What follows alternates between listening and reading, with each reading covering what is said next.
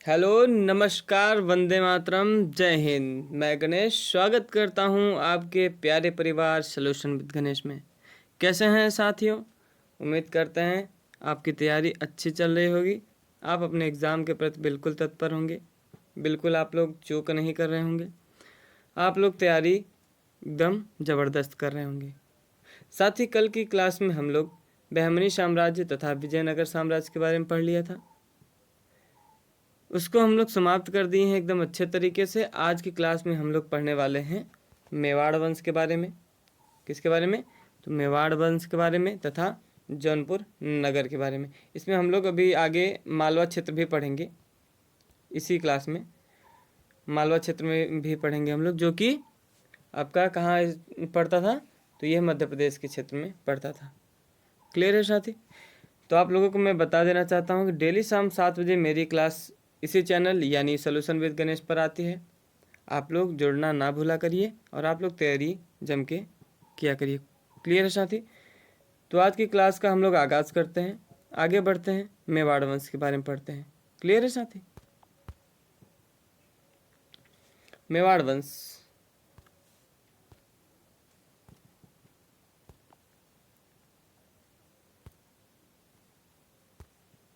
मेवाड़ वंश यह राजस्थान के दक्षिणी पूर्वी इलाके में पड़ता था। यह राजस्थान के दक्षिणी पूर्वी इलाके में पड़ता था। राजस्थान के इतिहास के बारे में किसने बताया था? तो यह कर्नल टोड ने बताया था। और कर्नल टोड कौन थे? तो कर्नल टोड एक इतिहासकार थे। कौन थे? इतिहासकार थे। तो मेवाड़ वंश के बारे में हम लोग थोड़ा अच्छे से पढ़ते हैं। तो इसको पढ़ने के लिए थोड़ा अभी हम लोग डीपली जाएंगे। इसमें थोड़ा जान लेते हैं कि इस वंश में शासक खुद को राणा अथवा महाराणा बताते थे। इसमें शासक जो है अपने नाम में राणा या महाराणा जोड़ देते थे, यानी कि वह राणा अपने नाम के आगे लगा के तब उसका उपयोग करते थे। क्लियर है साथी? अब इसके बारे में थोड़ा हम लोग डीपली पढ़ते हैं। 8वीं शताब्दी में बप्पा रावल नाम के एक व्यक्ति थे जिन्होंने सिसोदिया वंश की स्थापना की थी। क्लियर है साथी? जिसकी राजधानी चित्तौड़ थी। जो सिसोदिया वंश था उसकी राजधानी क्या थी? तो चित्तौड़ थी। सिसोदिया वंश जो था यह गुर्जर प्रतिहार के अधीन था। यह गुर्जर प्रतिहार के अधीन था तथा यह बाद में स्वतंत्र हो जाता है। तथा यह बाद में आज़ाद हो जाता है, यानी स्वतंत्र हो जाता है। क्लियर है साथी? और आगे पढ़ते हैं। 15वीं शताब्दी में राजा मुक्कल के पुत्र कौन था? कुंभकर्ण, अथवा इन्हीं का नाम राणा कुंभा भी था। क्लियर है साथी? इनका नाम राणा कुंभा भी था। यह एक प्रभावशाली शासक हुआ। कौन? राणा कुंभा एक प्रभावशाली शासक हुआ। तो अब हम लोग राणा कुंभा यानी कुंभकर्ण के बारे में पढ़ लेते हैं। क्लियर है साथी?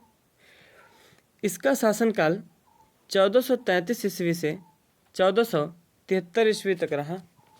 इसका शासनकाल 1433 ईस्वी से 1473 ईस्वी तक रहा। इसने राजधानी को चित्तौड़गढ़ से कुंभलगढ़ कर दिया। किसने? कुंभकर्ण यानी राणा कुंभा ने। यह जो है मेवाड़ वंश की राजधानी क्या कर दिया? चित्तौड़गढ़ से कुंभलगढ़ कर दिया। इसकी उपाधि जो थी अभिनव भारताचार्य थी। इसकी उपाधि जो थी अभिनव भारताचार्य थी। क्लियर है साथी? राणा कुंभा एक विजय स्तंभ, यानी इसका दूसरा नाम भी एक था कीर्ति स्तंभ। राणा कुंभा जो था यह विजय स्तंभ अथवा कीर्ति स्तंभ की स्थापना करता है। क्लियर साथी? राणा कुंभा की रचनाएं, ये इसकी रचनाएं कौन कौन सी थी? तो एक था संगीत मीमांसा तथा दूसरा संगीत राज। यह दोनों रचनाएं किसकी थी? ये दोनों रचनाएं थी राणा कुंभा की। क्लियर साथी? उम्मीद करता हूँ आप लोगों को समझ में आ रहा होगा। आप लोग तैयारी अपनी एकदम अच्छे ढंग से कर रहे होंगे। मेवाड़ वंश में एक सेन राजवंश था। मेवाड़ वंश में एक सेन राजवंश था जिसके राजा लक्ष्मण सेन थे, जिसके राजा लक्ष्मण सेन थे। लक्ष्मण सेन के दरबार में जयदेव नामक कवि रहते थे। जो लक्ष्मण सेन थे उनके दरबार में एक जयदेव नामक कवि रहते थे। और इन जयदेव की पुस्तक क्या थी? तो इनकी पुस्तक थी गीत गोविंद। इनकी पुस्तक का नाम था गीत गोविंद। क्लियर है साथी? गीत गोविंद पुस्तक जो था इसका अनुवाद किसने करा? ये आपके एग्जाम में पूछ लेता है कि गीत गोविंद, ऐसे पूछता है आपके एग्जाम में, जयदेव नामक कवि की पुस्तक गीत गोविंद का अनुवाद किसने कराया? तो आप कहेंगे भैया ये थे एक शासक जिनका नाम था राणा कुंभा। क्या था? राणा कुंभा, यानी इनका एक और नाम था, क्या था? कुंभकर्ण। राणा कुंभा की मानसिक संतुलन बिगड़ गई।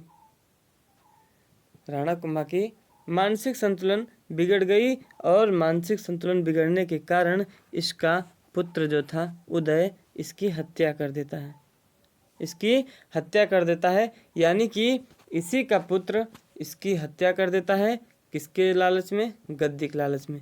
तो सुनिए आगे इसके बारे में भी थोड़ा पढ़ लेते हैं कि यह एक ऐसा राजा था जिसने अपने पिता की हत्या गद्दी के लिए कर तो दी, लेकिन इसने ऐसा कोई काम नहीं किया जिससे इसका इतिहास के पन्नों में नाम दर्ज हो।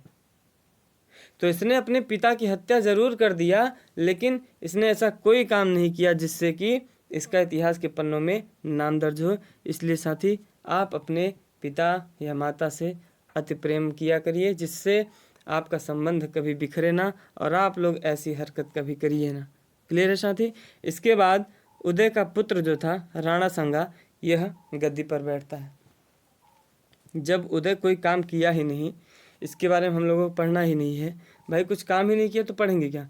तो इसके बाद जो है इसका पुत्र, उदय का पुत्र जो था राणा सांगा, यह गद्दी पर बैठता है। फिर अब हम लोग राणा सांगा के बारे में पढ़ते हैं।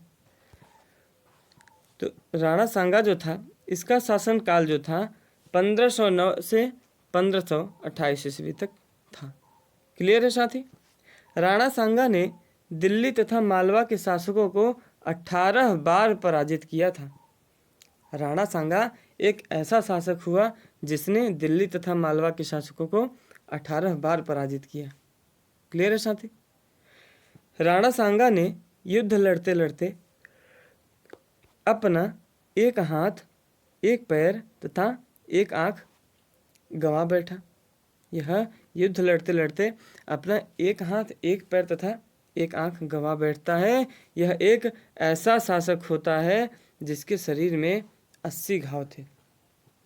यानी यह एक ऐसा शासक था जिसके शरीर में 80 घाव थे, फिर भी यह लड़ रहा था। क्लियर है साथी? राणा सांगा की जो उपाधि थी, राणा सांगा की जो उपाधि थी, राणा सांगा की उपाधि थी योद्धाओं का भग्नावेश। योद्धाओं का भग्नावेश। और योद्धाओं का भग्नावेश का जो अर्थ होता है वह क्या होता है कि युद्ध की ललकार को स्वीकार करना। यानी इसे जो भी ललकार कर देता था कि आओ हमसे युद्ध लड़ लो, यह तुरंत तैयार हो जाता था कि आओ हम युद्ध के लिए तैयार हैं। इसलिए इसको योद्धाओं का भग्नादेश इसकी उपाधि मिल गई। क्लियर है साथी? इसने खानवा का युद्ध लड़ा। खानवा का युद्ध किसने लड़ा? तो राणा सांगा ने लड़ा, जिसे धर्म युद्ध के नाम से भी जाना गया। इस युद्ध को, यानी खानवा का जो युद्ध हुआ था, इसे धर्म युद्ध के नाम से भी जाना गया। और यह युद्ध किसके किसके बीच होता है? तो यह युद्ध बाबर तथा राणा सांगा के बीच होता है। बाबर तथा राणा सांगा के बीच होता है। राणा सांगा की मृत्यु इसके सामंत द्वारा जहर देने से हो जाती है। इसके जो सामंत थे इसको जहर देके इसको मार देते हैं। किसको? राणा सांगा को। क्लियर है साथी? इसके बाद राणा सांगा की जो पत्नी होती है कर्णवती, यह हुमायूं से गुहार लगाती है, यानी मदद की गुहार लगाती है। किससे? हुमायूं से, जो कि मुगल वंश का शासक था। क्लियर है साथी? कल की क्लास में हम लोगों का मुगल साम्राज्य चलेगा। इसलिए साथी कल शाम 7 बजे आप लोग जुड़ना ना भूलिए सॉल्यूशन विद गणेश से। क्लियर है साथी? आप लोग तैयारी अच्छे ढंग से करिए, पूरी लूसेंट हम लोग कवर करेंगे। क्लियर है साथी? आगे बढ़ते हैं। राणा सांगा के बाद संग्राम सिंह राणा गद्दी पर बैठा। राणा सांगा के बाद संग्राम सिंह राणा गद्दी पर बैठा। इसकी उपाधि महाराणा प्रताप थी। इसकी उपाधि क्या थी? महाराणा प्रताप थी। तो महाराणा प्रताप ने हल्दी घाटी का युद्ध लड़ा। महाराणा प्रताप ने हल्दी घाटी का युद्ध लड़ा। और यह युद्ध हुआ कब? तो यह युद्ध हुआ 1576 ईस्वी में। 1576 ईस्वी में। क्लियर है साथी? और किनके बीच हुआ? तो महाराणा प्रताप तथा अकबर के बीच होता है यह युद्ध। हल्दी घाटी का युद्ध किनके बीच होता है? तो महाराणा प्रताप तथा अकबर के बीच होता है। क्लियर है? इस युद्ध में महाराणा प्रताप हार जाता है तथा अकबर जीत जाता है, यानी विजयी हो जाता है। क्लियर है साथी? आगे बढ़ते हैं। अब हम लोग पढ़ेंगे जौनपुर नगर के बारे में। क्लियर है साथी? तो जौनपुर का शासन अवधि जो रहा वह 1394 से 1499 तक रहा। क्लियर है साथी? कब से कब तक? तो 1394 से 1499, यानी पूरे के पूरे 105 वर्ष। आगे बढ़ते हैं। इसकी स्थापना जो थी वह फिरोज तुगलक ने किया था अपने भाई जूना खां की स्मृति में। इसमें एक सरकी वंश था। अब सरकी वंश को हम लोग अच्छे से पढ़ेंगे। क्लियर है साथी? सरकी वंश के संस्थापक जो थे मलिक सरवर थे। सरकी वंश के संस्थापक जो थे वो मलिक सरवर थे, जो एक किन्नर थे। क्लियर है? मलिक सरवर का अन्य नाम ख्वाजा जहां था। मलिक सरवर का अन्य नाम ख्वाजा जहां था। आगे मलिक सरवर की उपाधि क्या थी? तो मलिक सरवर की जो उपाधि थी मलिक उश सर्क थी, जिसका अर्थ होता है पूर्व का स्वामी। क्लियर है साथी? अब अगला शासक जो आता है सरकी वंश में वह आता है इब्राहिम शाह सरकी। यह इब्राहिम शाह सरकी जो था यह सरकी वंश का सबसे शक्तिशाली राजा होता है। इब्राहिम शाह सरकी राजवंश का सबसे शक्तिशाली राजा होता है। इसने एक झंझरी मस्जिद का निर्माण कराया, जिसमें सभी सूफी संतों के कथनों का उल्लेख था। यह ऐसा मस्जिद बनाया जिसमें सभी सूफी संत जो थे, यानी जो सभी विद्वान थे, उनके कथनों का उल्लेख किया था उस मस्जिद में। क्लियर है साथी? इसने जौनपुर को शिक्षा का केंद्र बनाया।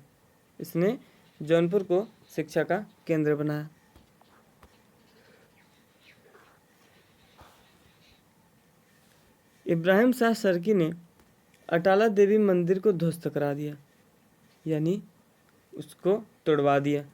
अटाला देवी मंदिर को इब्राहिम शाह ने तोड़वा दिया और ध्वस्त करवा के, पहले इसको जान लीजिए कि बनवाया किसने था।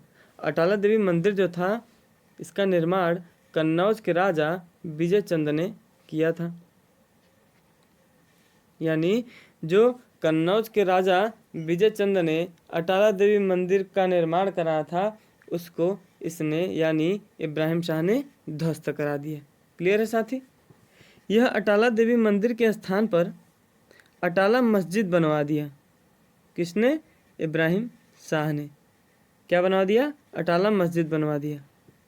जौनपुर को सिराज ए हिंद के नाम से जाना गया। जौनपुर को सिराज ए हिंद के नाम से जाना गया। इब्राहिम शाह की विद्वानता का जो उल्लेख था यह कीर्तिलता नामक पुस्तक से मिलता है, जिसकी रचना विद्यापति ने की थी। क्लियर है साथी? तो जौनपुर का अंतिम शासक हुसैन शाह सरकी होता है।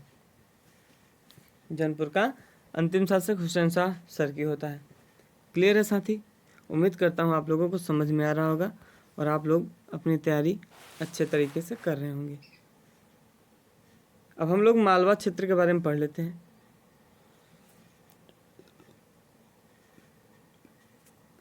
मालवा क्षेत्र जो था आपका, यह मध्य प्रदेश के क्षेत्र में पड़ता था। यह मध्य प्रदेश के क्षेत्र में पड़ता था। यह आर्थिक एवं सांस्कृतिक दृष्टि से बहुत महत्वपूर्ण था। आर्थिक एवं सांस्कृतिक दृष्टि से महत्वपूर्ण था। यह नर्मदा एवं ताप्ती नदी के मध्य स्थित था। यह नर्मदा एवं ताप्ती नदी के मध्य स्थित था। 1305 ईस्वी में अलाउद्दीन खिलजी द्वारा मालवा पर विजय प्राप्त कर लिया जाता है, जो कि हम लोग पीछे क्लास में पढ़ के आए हैं। क्लियर है साथी? अभी तक जो भी साथी पिछले कक्षाओं को नहीं देखे हैं वो सॉल्यूशन विद गणेश पे जा सकते हैं। वहाँ पे आप लोग अच्छे से देख सकते हैं, पूरी क्लासेस की पढ़ी हैं। वहाँ पे आप सर्च करेंगे संपूर्ण इतिहास बाई गणेश सर, आपके सामने तुरंत आ जाएगा प्लेलिस्ट बन के। आप बारी बारी से हर एक क्लास को देख सकते हैं। क्लियर है साथी? और साथ में जो भी साथी अभी तक हमारे चैनल से नहीं जुड़े हैं वो चैनल को सब्सक्राइब कर लें, बेल आइकन को प्रेस कर लें। ठीक है, आगे बढ़ते हैं। फिरोज तुगलक ने मालवा का इक्तेदार नियुक्त करता है। किसे? तो नियुक्त करता है दिलावर खां को। इक्तेदार यानी गवर्नर। इक्तेदार यानी गवर्नर नियुक्त करता है। क्लियर है साथी? आगे बढ़ते हैं। दिलावर खां ने 1401 ईस्वी में मालवा को एक स्वतंत्र राज्य घोषित कर दिया। जो इक्तेदार था वह मालवा को क्या किया? एक स्वतंत्र राज्य घोषित कर देता है। दिलावर खां को गद्दी पर बैठने के पश्चात इसका पुत्र जो था वही इसका उत्तराधिकारी भी था। तो इसका पुत्र एवं उत्तराधिकारी दोनों मैंने यहाँ पे लिख दिया है ताकि आप अच्छे समझ सकें। दिलावर खां को गद्दी पर बैठने के पश्चात इसका पुत्र एवं उत्तराधिकारी अलप खां यह हुशंग शाह की उपाधि धारण करता है। यह हुशंग शाह की उपाधि धारण करता है तथा पूरी बागडोर जो है यह खुद संभालने लगता है। पूरी बागडोर अपने हाथों में ले लेता है और खुद संभालने लगता है। तो आलम खां ने मालवा की राजधानी जो है धारा से हटाकर मांडू कर दिया। आलम खां ने मालवा की राजधानी धारा से हटाकर मांडू कर दिया।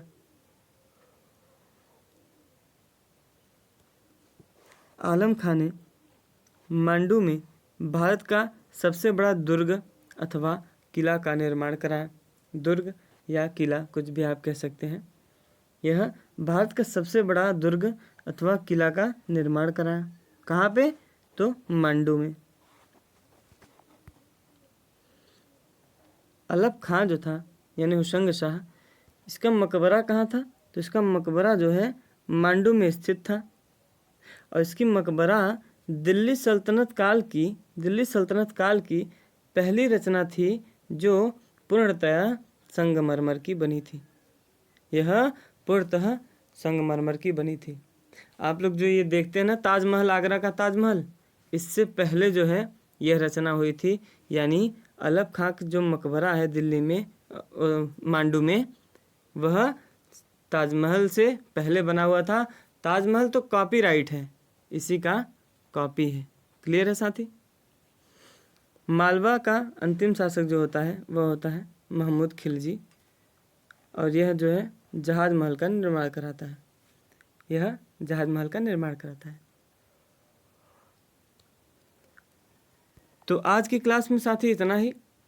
उम्मीद करता हूँ आज की कक्षा आप लोगों की बहुत अच्छी लग रही होगी, आप लोग पढ़े होंगे अच्छे से। तो साथी उम्मीद करते हैं आप लोग तैयारी अपनी जम के कर रहे होंगे। और जो भी साथी अभी तक हमारे चैनल से नहीं जुड़े हैं उनको मैं एक बार फिर से कह देना चाहता हूँ कि साथी सॉल्यूशन विद गणेश से जुड़ जाएं।